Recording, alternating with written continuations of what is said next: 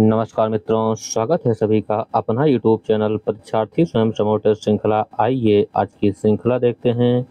सभी मित्र चैनल को like, subscribe, share जरूर करें। आइए आज का पहला प्रश्न। विद्यापति में वैष्णव की मर्यादा और शैव का तादात्म्य भाव दोनों एक साथ मिलते हैं। काम भाव और शरीर का सौंदर्य उनके यहाँ उत्सव के रूप में है। यह कथन किसका है? प्रश्न संख्या आज का एक और सेट का 59 नंबर है। विद्यापति में वैष्णव की मर्यादा और शैव का तादात्म्य भाव दोनों एक साथ मिलते हैं।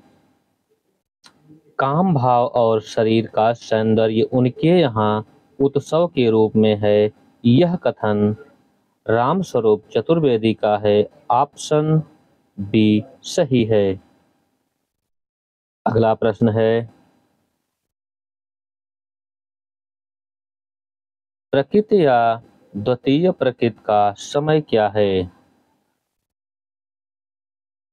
प्रकृति या द्वितीय प्रकृति का समय 1 ईस्वी से 500 ईस्वी तक। ऑप्शन ए सही है। अगला प्रश्न है, शुभ सरस देश सने पूरित प्रकट है आनंद भरे। यह वाक्य किस पत्रिका के प्रमुख पृष्ठ पर लिखा रहता था? प्रश्न संख्या 61। इसका उत्तर आप लोग बताएं। शुभ सरस देश स्नेह पूरित प्रकट है आनंद भरे। यह वाक्य किस पत्रिका के मुख्य पृष्ठ पर लिखा रहता है? यह लिखा रहता हिंदी प्रदीप पर। ऑप्शन सी सही है।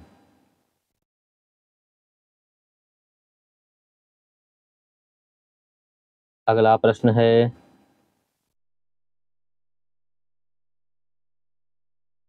मैं इनसे मिला नामक साक्षात्कार के संपादक कौन हैं? आप लोग उत्तर संख्या 62 में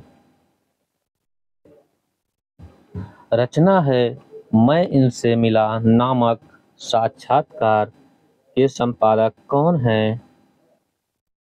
पद्म सिंह शर्मा। ऑप्शन ए सही है। अगला प्रश्न है,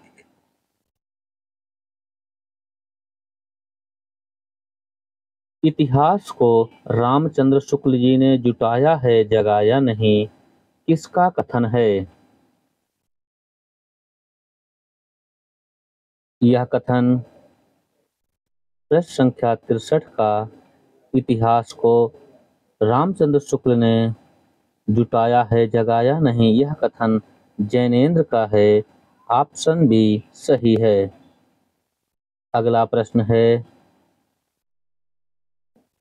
आदिकाल को अत्यधिक विरोधों और व्याघातों का युग किसने कहा है? प्रश्न संख्या 64। उत्तर, आदिकाल को अत्यधिक विरोधों और व्याघातों का युग हजारी प्रसाद द्विवेदी ने कहा है। ऑप्शन ए सही है। अगला प्रश्न है, प्रश्न संख्या 65। अर्धान किसकी रचना है? अर्धान यह वासुदेव सिंह त्रिलोचन की रचना है। ऑप्शन बी सही है। अगला प्रश्न है, नैन्यारों की संख्या कितनी है? प्रश्न संख्या 66। नैयारों की संख्या 63 है। ऑप्शन बी सही है। अगला प्रश्न है, कौन सी लिपि दाईं ओर से बाईं ओर लिखी जाती है? प्रश्न संख्या 67 ऑप्शन आप सभी के सामने कौन सी लिपि दाईं ओर से बाईं ओर लिखी जाती है? इसका जो उत्तर होगा वह है फारसी लिपि। ऑप्शन डी सही है।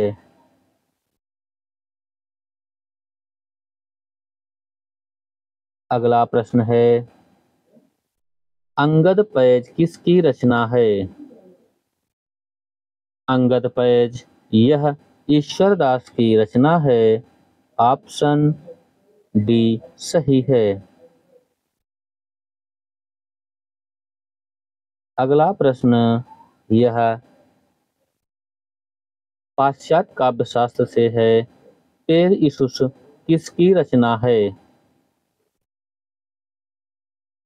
पेरइसुस यह रचना लॉन्जाइनस की है। ऑप्शन सी सही है। अगला प्रश्न है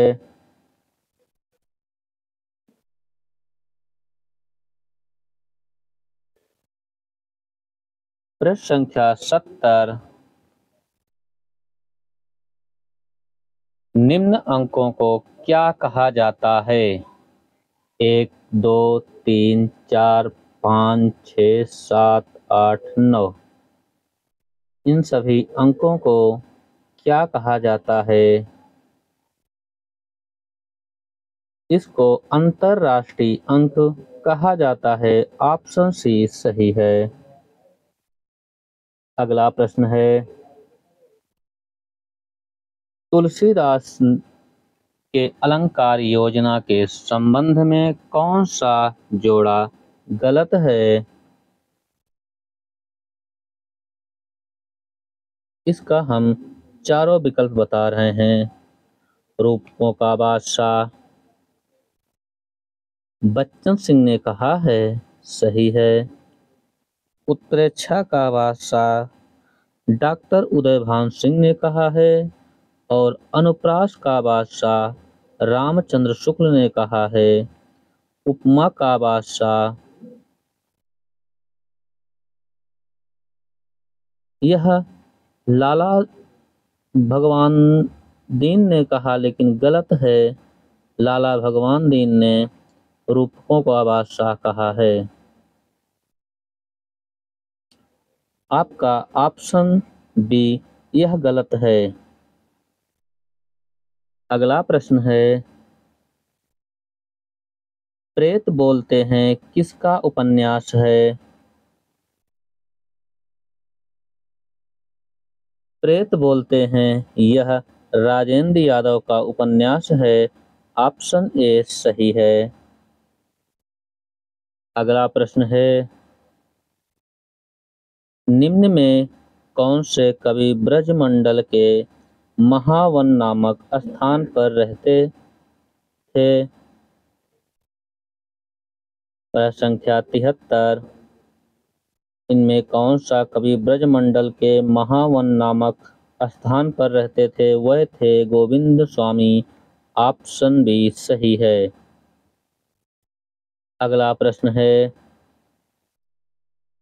दाता कहाँ सूर कहाँ सुंदर सुजान कहाँ आपको न चाहे ताके बाप को न चाहिए पंक्ति किसकी है?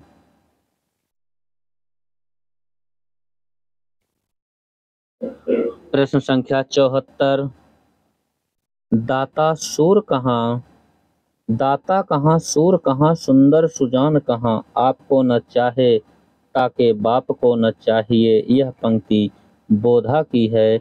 ऑप्शन ए सही है। अगला प्रश्न है प्रश्न संख्या 75 जूही की कली का नायक कौन है? जूही की कली का नायक पवन है। ऑप्शन बी सही है। अगला प्रश्न है अकाल पुरुष गांधी नामक जीवनी किसने लिखा? प्रश्न संख्या 76 अकाल पुरुष गांधी नामक जीवनी जैनेन्द्र ने लिखा। ऑप्शन सी सही है। अगला प्रश्न है, प्रसन्नता शब्द में कौन सी ध्वनि है? प्रसन्नता शब्द में युग्मक ध्वनि है। ऑप्शन बी सही है। अगला प्रश्न है, भारतेंदु जी ने द्वितीय नाटक किसे माना है?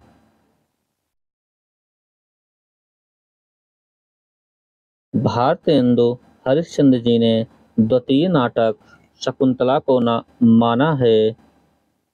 ऑप्शन बी सही है। अगला प्रश्न है, प्रारंभ काल से ही वह ऐसी हिंदी के पक्षपाती थे जिसमें सर्वसाधारण के बीच प्रचलित अरबी फारसी शब्दों का स्वच्छंद प्रयोग हो। राजा शिव प्रसाद सिंह के संबंध में किसका कथन है? यह कथन है आचार्य रामचंद्र शुक्ल का। ऑप्शन सी सही है। अगला प्रश्न है, मैं इनका ऋणी हूं किसका संस्मरण है?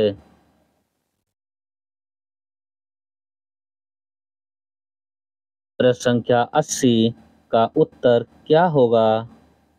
मैं इनका ऋणी हूं। यह संस्मरण किसका है? यह है इंद्र विद्या वाचस्पति। ऑप्शन डी सही है। इंद्र विद्या वाचस्पति। अगला प्रश्न है, 1809 ईस्वी में बाइबिल का हिंदी और उर्दू दोनों भाषाओं में अनुवाद किसने किया था?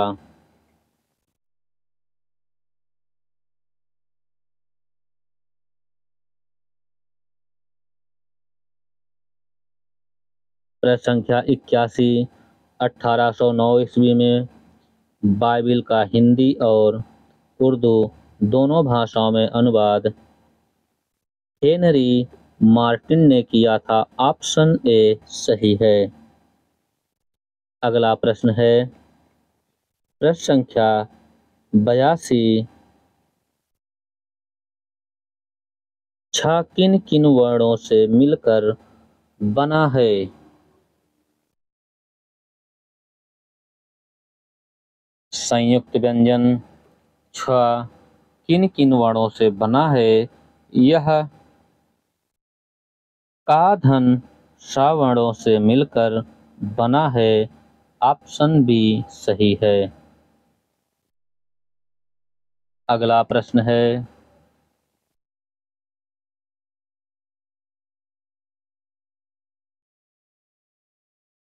प्रश्न संख्या 83, मेराजुल आस्कीन किसकी रचना है? यह रचना है ख्वाजा बंदा गेसुदाराज नेवाज। ऑप्शन बी सही है। अगला प्रश्न है, प्रश्न संख्या 84, ताजी कविता के प्रवर्तक हैं?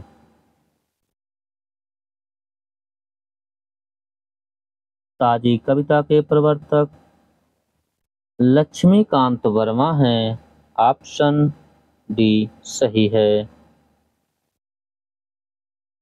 अगला प्रश्न है,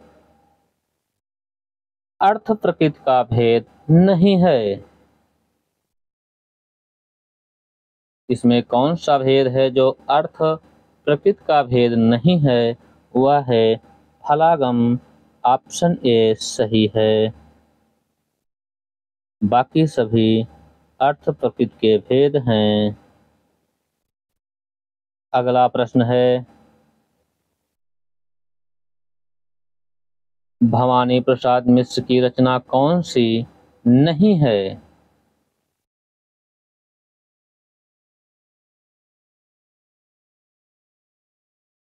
इसमें कौन सी रचना है प्रश्न संख्या 86 में जो भवानी प्रसाद मिश्र की नहीं है? वह है बोलने दो चिढ़ को। ऑप्शन डी, यह भवानी प्रसाद की नहीं है, बाकी सभी रचनाएं भवानी प्रसाद मिश्र की हैं। अगला प्रश्न है प्रश्न संख्या 87 आप सभी के सामने और 4 ऑप्शन। इसमें निम्न में से एक शब्द अशुद्ध है, इसमें कौन सा अशुद्ध है उसका चयन करना है।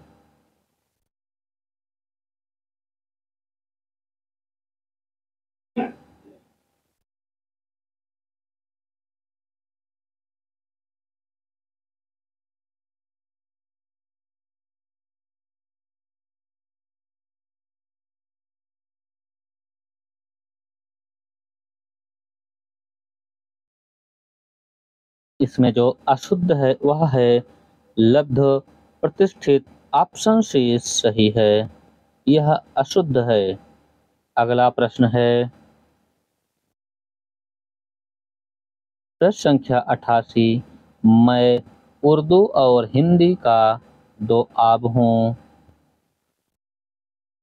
किस यह कथन किसका है? यह कथन है मैं उर्दू और हिंदी का दो आब हूँ।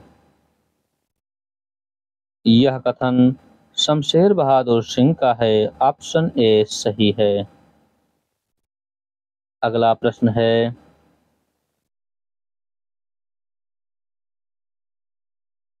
हिंदी में प्रयुक्त विराम चिन्ह में से किस चिन्ह का प्रयोग सबसे अधिक होता है?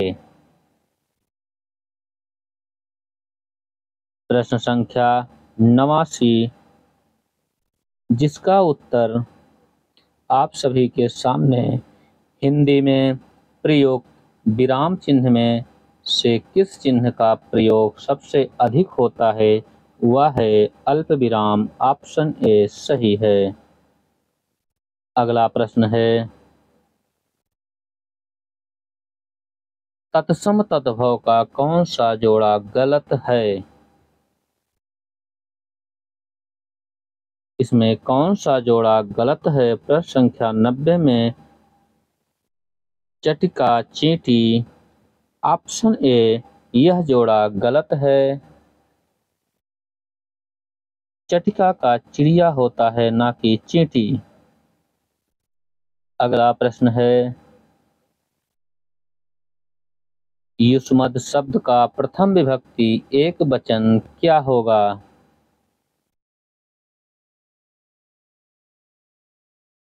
युष्मद् शब्द का प्रथम विभक्ति एक वचन त्वम होगा। ऑप्शन सी सही है।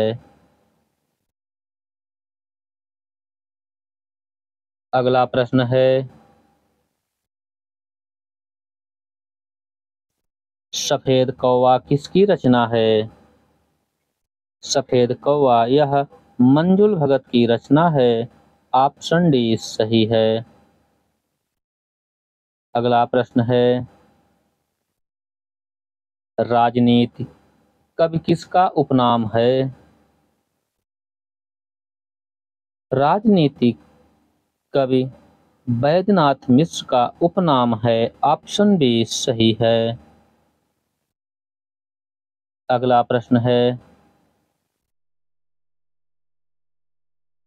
बुद्धि बुद्धिमान होने का गर्व मुहावरे का अर्थ है।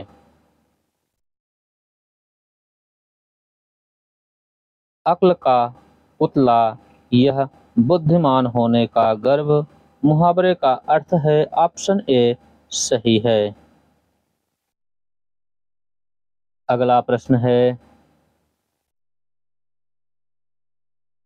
अंतःकरण की वृत्तियों का के चित्र का नाम कविता है। यह कथन किसका है?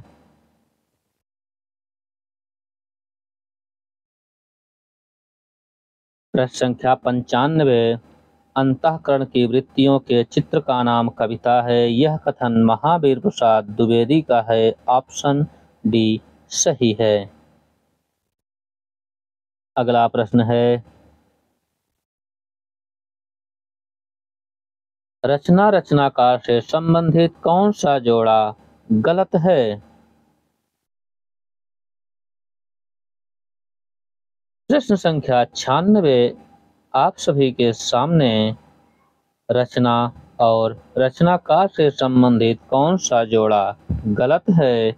इसमें जो गलत जोड़ा है वह है हैरी कब आएगा, सुशीला टकभौरे। यह गलत जोड़ा है, बाकी सब सही हैं। अगला प्रश्न है,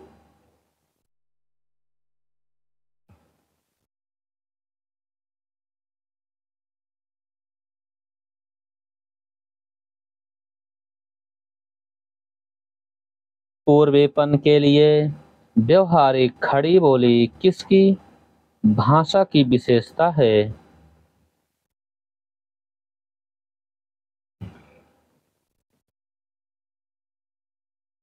प्रश्न संख्या 97 पूर्वेपन लिए हुए व्यवहारिक खड़ी बोली की यह भाषा किसकी विशेषता से है? यह है सदल मिश्र। ऑप्शन ए सही है। अगला प्रश्न है, दो पंक्तियों के बीच किसकी रचना है? दो पंक्तियों के बीच यह रचना है राजेश जोशी की। ऑप्शन डी सही है। अगला प्रश्न है, ज्ञान समुद्र किसकी रचना है? ज्ञान समुद्र यह मलूक दास की रचना है। ऑप्शन सी सही है। अगला प्रश्न है,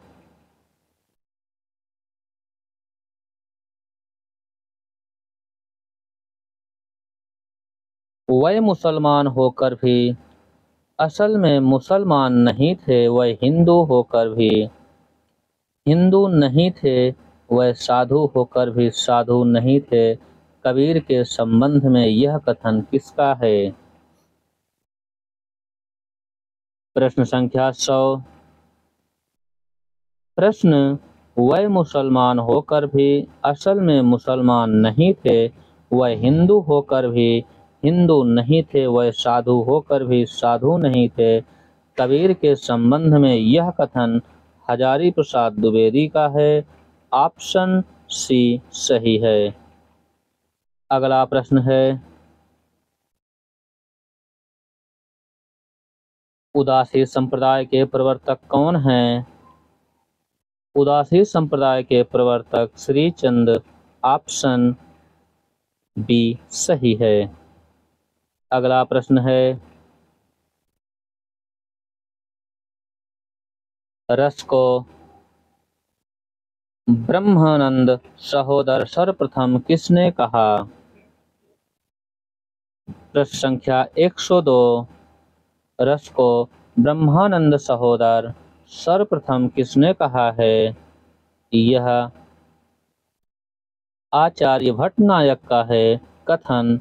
ऑप्शन सी सही है। प्रश्न संख्या 102 का उत्तर आचार्य भट्टनायक। ऑप्शन सी सही है। अगला प्रश्न है, प्रश्न संख्या 103 हिंदी नई चाल में ढली 1873 यह कथन किसका है?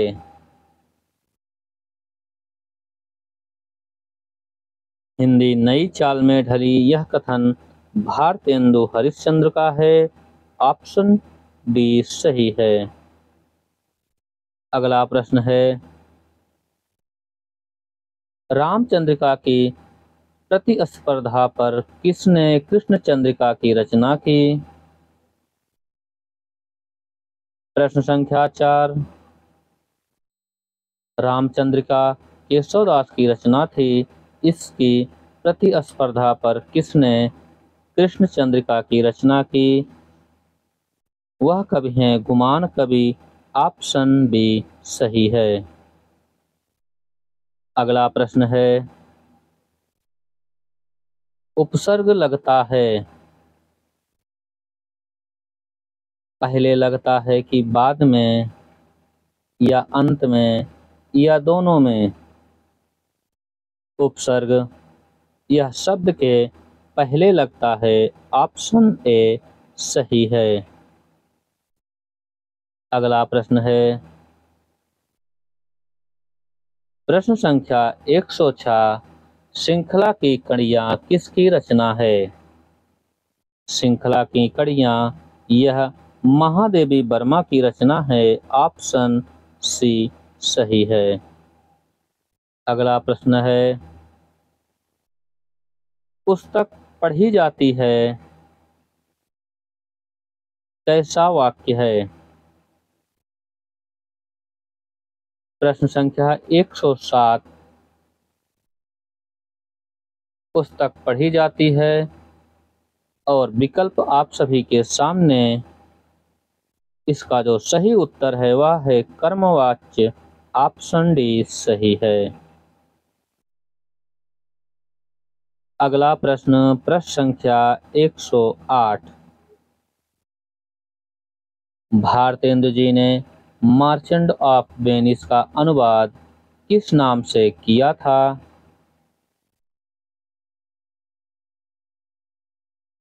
विकल्प आप सभी के सामने, और इसका उत्तर मर्चेंट ऑफ वेनिस का अनुवाद दुर्लभ बंधु नाम से भारतेंदु जी ने किया था। ऑप्शन बी सही है।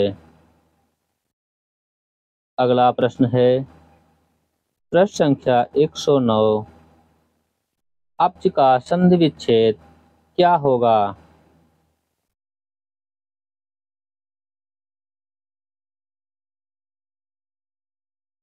अब्ज का संधि विच्छेद अब्धधन जा होगा। ऑप्शन डी सही है। अगला प्रश्न है, प्रसिद्धि के लिए कौन सा जोड़ा गलत है?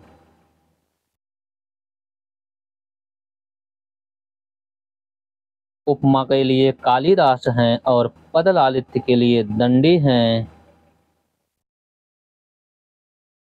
इसमें अर्थ गौरव भवभूत यह गलत है। ऑप्शन बी गलत है। अर्थ गौरव भवभूत। अगला प्रश्न है, कुमारपाल प्रतिभोध किसकी रचना है?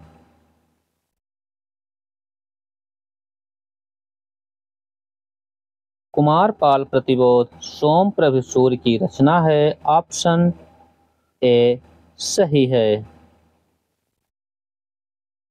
अगला प्रश्न है,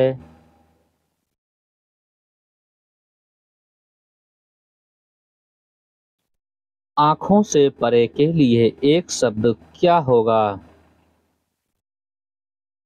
आंखों से परे के लिए एक शब्द परोक्ष होगा। ऑप्शन बी सही है। अगला प्रश्न है, श्रद्धा के दो फूल किसका निबंध है? प्रश्न संख्या 113, श्रद्धा के दो फूल यह निबंध किसका है? यह निबंध है पद्मलाल पुन्नालाल बख्ती का। ऑप्शन सी सही है। अगला प्रश्न है,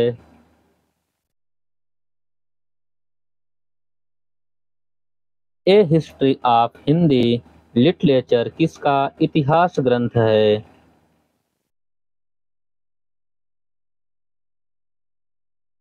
प्रश्न संख्या 114, ए हिस्ट्री ऑफ हिंदी लिटरेचर या इतिहास ग्रंथ FE के। ऑप्शन ए सही है। अगला प्रश्न है, प्रश्न संख्या 115, एक पत्रकार की आत्मकथा के लेखक हैं।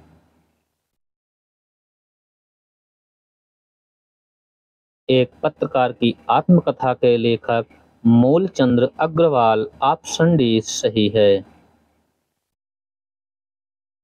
अगला प्रश्न है,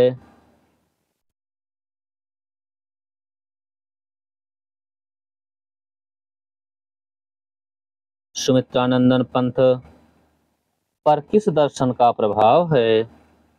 प्रश्न संख्या 116। सुमित्रानंदन पंथ पर किस दर्शन का प्रभाव है? इन पे अरविंद दर्शन का प्रभाव है। ऑप्शन सी सही है। अगला प्रश्न है, शकुंतला के अभिनय में अपने पिता से मूछ मुड़वाने की आज्ञा कौन मांगता है?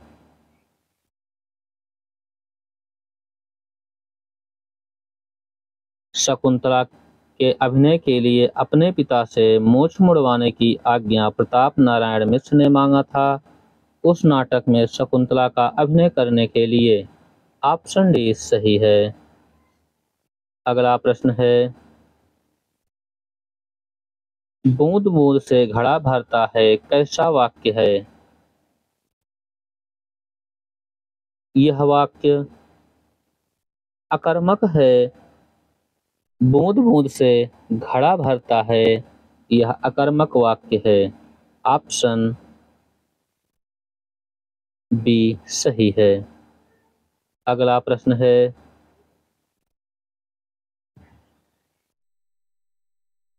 प्रश्न संख्या 119। सांस की तरह आलोचना अनिवार्य नैसर्गिक क्रिया है, यह कथन किसका है? पाश्चात्य का कथन है। सांस की तरह आलोचना अनिवार्य नैसर्गिक क्रिया है, यह कथन है इलियट का। ऑप्शन ए सही है। अगला प्रश्न है, रामचंद्र शुक्ल ने किसके इतिहास ग्रंथ को बड़ा कविवृत्त संग्रह कहा है?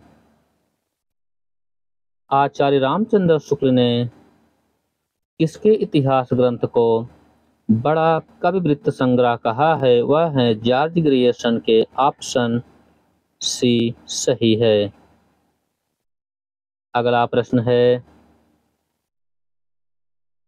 शिखर से सागर तक नामक जीवनी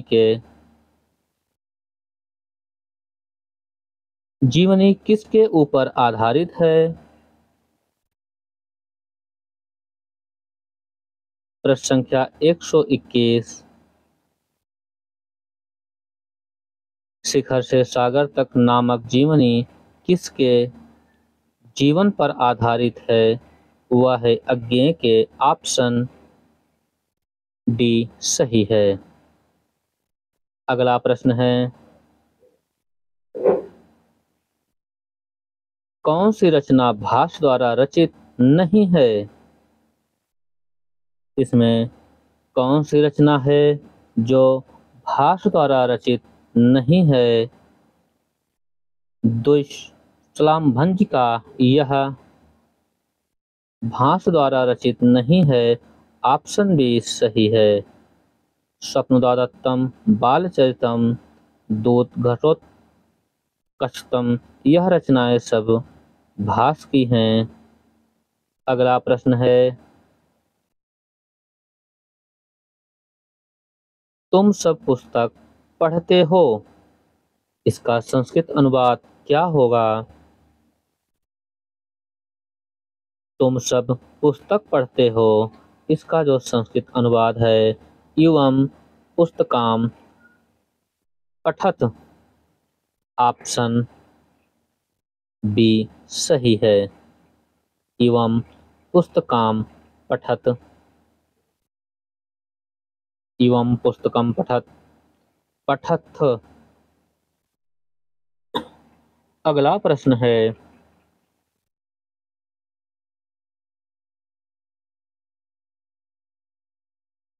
प्रश्न संख्या 124। जीवन के विरुद्ध मृत्यु और मृत्यु के विरुद्ध जीवन के संघर्ष का नाम पदावली है। पद्मावत है। यह कथन किसका है?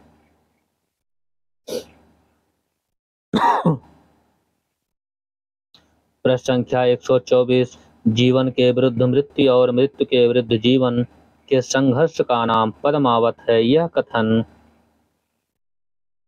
डॉक्टर बच्चन सिंह का है। ऑप्शन ए सही है। अगला प्रश्न है प्रश्न संख्या 125। लुइपा के गुरु कौन थे? लुइपा के गुरु सबरपा थे। ऑप्शन ए सही है। सभी मित्र चैनल को लाइक, सब्सक्राइब, शेयर जरूर करें। आज के लिए इतना ही। धन्यवाद।